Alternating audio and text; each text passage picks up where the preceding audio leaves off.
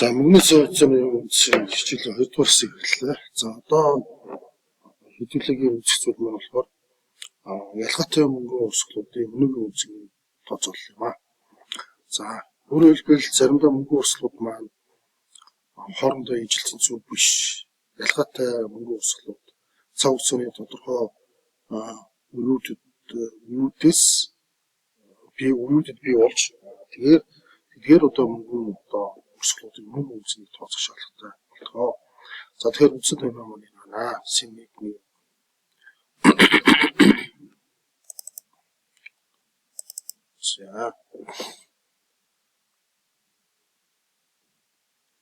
За энэхүү ялгаатай мөнгөний урсгал дээр одоо хэдүүлээ бодитоор одоо бондын үнэлгээ хийхэд бол илүү хэвшгэлтэй байгаа. За бонд гэдэг бол юу бэ гэдэг талаар хэдүүлээ ярилцъя. Бонд гэдэг бол нэгдсэн хөрөнгө оруулалтын хэрэгсэл байдаг. За бонд маань өөрөө instrumentals of investment буюу хөрөнгө оруулалтын хэрэгсэл, замын хэрэгсэл байдаг. За бондыг бол голцоо компани засгийн газар бол гаргадаг.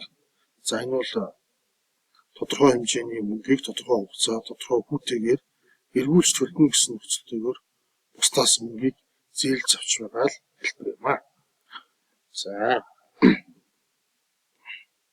За бондын хугацаа бол харилцан адилхан байдаг. 3 сараас 30 жил, 40 жилийн хугацаатай бол гардаг байгаа. За урт хугацааны бондуудын нэг онцлог давуу тал нь юу гэдэг вэ гэхээр ерөнхийдөө тийм ээ урт хугацааны бондуудыг худалдаж авсан маань мөнгөний хэрэгцээ бондын хугацаа дуусахаас өмнө худалдаж авсан этгээдэд нь гарах юм бол бондын 2 дахь зах зээл дээр орж тухайн бондоо арилжаалж одоо өөрийн мөнгөө бас гаргаж авах бололцоотой байдаг. За бонд гэдэг зүйл ороод ирэхээр face value буюу эрэлсэн үн гэдэг ойлголтыг мэдэх шаардлагатай болдог. Тэгмээ дээрэс нь энэ бонд maturity буюу бондын дуусах хугацаа гэж нэрлэдэг. За тэгээд одоо эрэлсэн үнийн самарлаж байгаа хүүгийн төлбөрийг купон пеймент гэж нэрлэдэг. За бондын маань сертификат гэрчлэгээ бол нэг иймэрхүү хэлбэртэй бол байдаг байгаа. За хэдүүлээ нэг жишээ дээр авч үзсэн байна. Корпорац нь бонд гаргасан байгаа бондынх нь эрэлсэн үн одоо 100 сая доллар байгаа гэж. За дуусах хүртэлх хугацаа 5 жил багууд жилийн купоны хэмжээ 6% байгаа юм байна гэж. За тэгвэл хэдүүлээ энэ кейс дээр хэдүүлээ бодолтой хий. 100,000 доллар маань болохоор үлдсэн үн байгаа. За тэгвэл жилийн хүүгийн хэмжээ 6 байгаа юм байна. Тэгэхээр 6 гэдэг нь 60 доллар байгаа. 60 долларыг бол 5 жилийн хугацаанд энэ хүүгийн бондын хүүгийн орлого купон interest income гэдгээр нь 1 2 3 4 5. За 5 жилийн сүүл бүгсэн дээр бол одоо 1000 доллар авах мөн хүүтэйг авах 1060 доллар байгаа. За ингээд одоо тэгэхээр энэ 1 жилийн дараа орж ирэх чаар 2 жилийн дараа орж ирэх чаар гэх мэтлэнгээр энэ 1 2 3 4 5 жилийн дараа орж ирэх мөнгөний урсгалуудынхаа өнөөгийн үнцнийг хэдүүлээ олчих юм бол өнөөдөр энэ бондны үнцнийг нь олчлоо л гэсэн үг. Өнөөдрийн энэ бондын үнцнийг олж байна гэсэн үг. За тэгэхээр энийг хэдүүлээ яаж бодож байгааг харцгаая. За энийг бодох ерөнхий зарчмыг хэдүүлээ харцгаая. За бондыг гаргаж байгаа тал маань тодорхой хэмжээний бондын хүүгийн төлбөрийг бол төлнө гэдгийг бол зарлдаг. Энэ зарлж байгаа одоо төлбөрийн хэмжээгээ бид annual coupon payment гэж нэрлэдэг байна. Энэ компани бол ерөнхийдөө яг уу 1000 долларын хугацаатай тийм ээ 1000 долларын эрэлсэн үнэтэй 5 жилийн хугацаатай корпорацийн бонд гаргасан бөгөөд корпорац жилдээ 6% купоны төлбөрийг төлнө гэдгийг бол амласан байна. За тэгэхээр энэ компани дээр бол эрэлсэн үн 1000 доллар болоод 5 жилийн хугацаанд 60 долларын купон төлөв явуучих юм байна. 6%. 5 жилийн төлсөлд бол үндсэн төлбөрлөх $1000 буцааж өгнө. Хүүтэй авт. За тэгвэл хэдүүл энэний бодолтой хийцээ тийм ээ. За гэтэл энэ бонд дээр нэг юм очдог. Бондыг худалдаж авах гэж байгаа хөрөнгө оруулагч маань тодорхой хэмжээний хүүг одоо шаарддаг. Өөрөөр хэлбэл тодорхой хэмжээний хөрөнгө оруулалтаасаа тодорхой хэмжээний өгөөж авахыг бол хүсдэг байгаа. Энэ зүйлийг бол одоо шаардж байгаа өгөөж гэж юм хэрэглэж ирсэн байгаа. Энийг бол investor required rate гэж нэрлэдэг. За энэ бол хөрөнгө оруулагчийн required rate маань болохоор жилийн 5% байгаа юм байна. За энэ бол бондын үнэлгээ хийхэд бол хамгийн чухал нэг хүчин зүйл байгаамаа. За тэгвэл харцгаая. Нэг жилийн дараа 60, 2 төчил, 4 төчил, 60, 5 төчил, 60, 4 төчил, 60, за 5 төчил эцэст принципл дээр нэг купон пеймент болж байгаа. За тэгэнгүүтээ нөгөө үндсэн нөгөө томьёо байсан шүү дээ тийм ээ. Үндсэн нэг томьёо байгаа. Стрим буюу одоо тийм ээ. Ялгаатай мөнгө өрсөлдүүдийн өнөөгийн үндсний болох үндсэн томьёо байгаа тийм ээ. Энэ томьёогоо бид нэр ерөөдөө л ашиглаж байгаа. Тийм. За ингээд бид нар олчлоо. За нэг жилийн дараа очиж учраас 1 2 3 4 5 дахь жилдмөр юм маань болохоор ингэж харагдаж байгаа. Ингээд бонд үнэлгээ хийсэн бид нар $1,43,29 болж байна гэж үзэж байна. За тэгэхээр investor should buy this bond if it is selling for $1,43.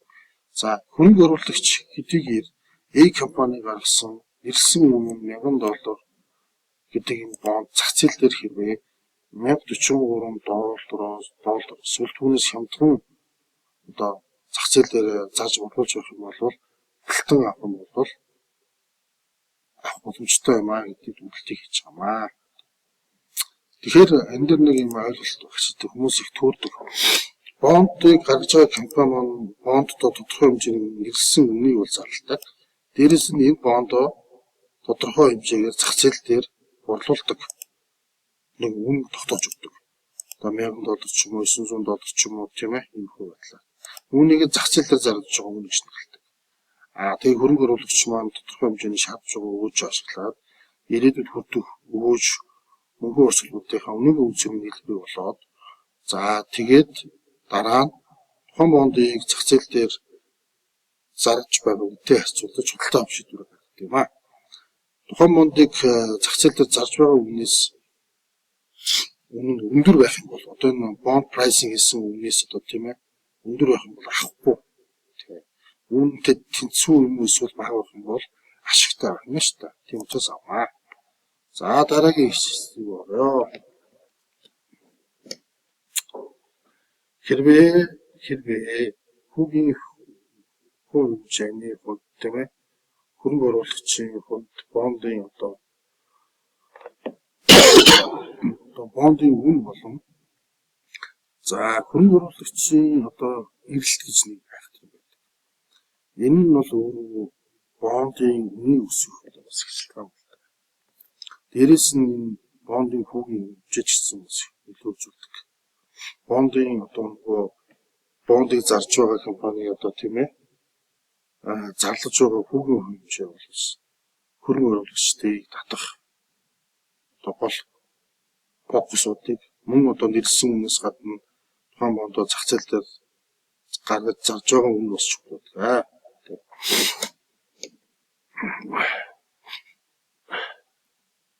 За хувьцааны үнэлгээ. За одоо өнөөгийн үнцнийг л бид нар одоо бондын үнэлгээ хийхэд хувьцааны үнэлгээ хийх ашиглаад байна шүү дээ. Тийм ээ.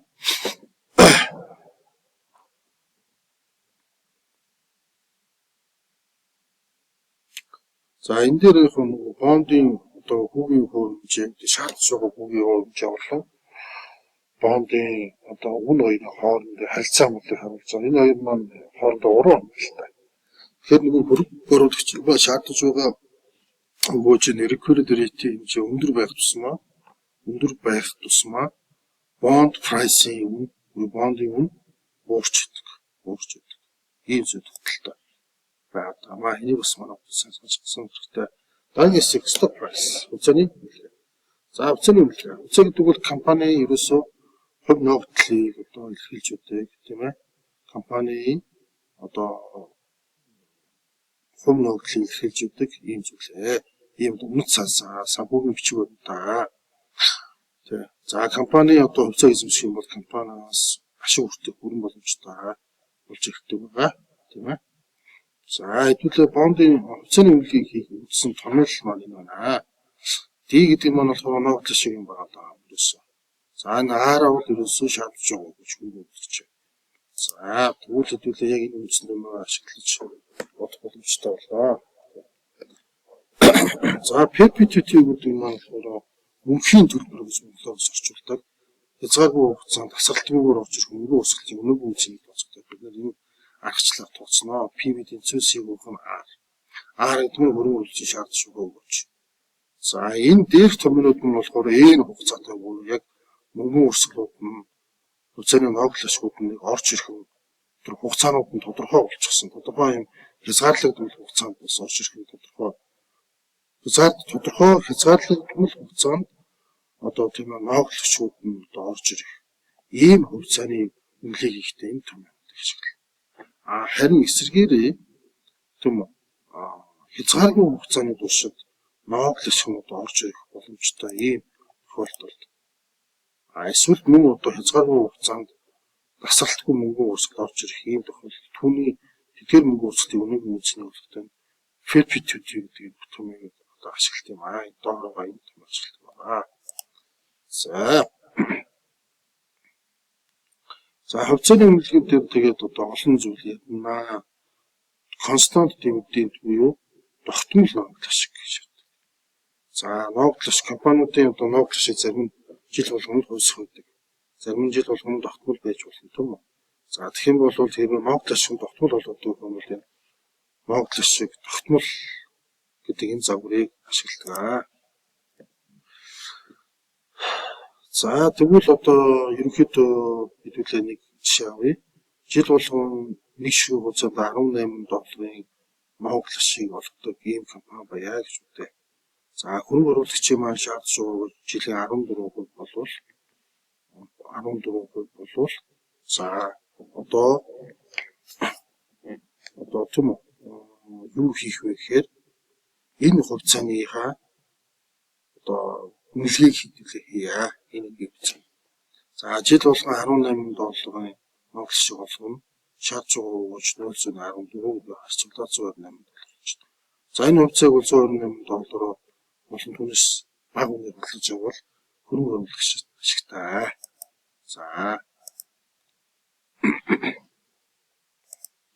За дараагийн болохоор за perpetuity-ийн графикуудыг харж байна. За энэ тэгээд хэдүүлээгийн тохиолдолд энэ тохиолдолд бол яг хуу констант загвар болон perpetuity-ийн загварыг авч үзлээ. За цаашид одоо ерөнхийдөө бол тийм ээ хувьцааных нь ногдол ашиг тооцох ерөнхий томьёо нь бол энэ учраас за одоо ногдол ашиг тараах хугацаанд тодорхой ногдол ашиг тодорхой жилүүдтэй хэдэн дөрвөн ногдол ашиг олох нь тодорхой байх юм бол энэ загварчлалыг ашиглах юм байна шүү. За тэгээд бид нар сая ерөнхийдөө мөнхийн төлбөр буюу perpetuity болон ногдол ашигын тогтмол болгодог компанийн хувьд хувьцааны үнэлгээ хийх хоёр арга хэдүүлээ үзлээ. За эхнийх нь perpetuity формула байна. Дараагийнх нь constant модуль байна. За хамгийн ихэд нь бид нэр хувьцааны үнэлгээ хийх үндсэн загвараа олж авсан. За энэ за ингээд өнөөдрийн үнэ цавцны үндсэн хичээл маань энэ хүрээд өндөрлөж байна. Анхаарал тавьсан